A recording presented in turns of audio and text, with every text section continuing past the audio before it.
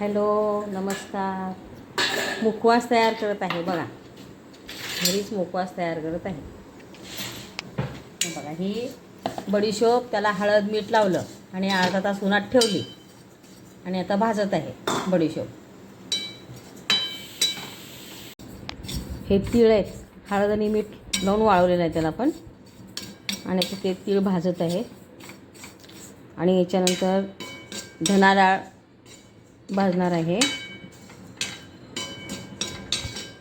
आता हे दोन्ही भाजून झाले. धना डाळ काय भाजायची नाही, धना डाळ तशीच त्यात मिक्स करायची आणि मुखवास तयार झाला. काही लोक त्याच्यामध्ये ओवा घालतात, जवस घालतात,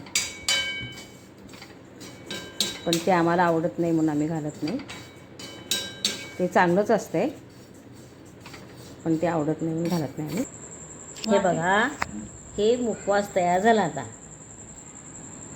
आता हे जेवल्यानंतर खायचं.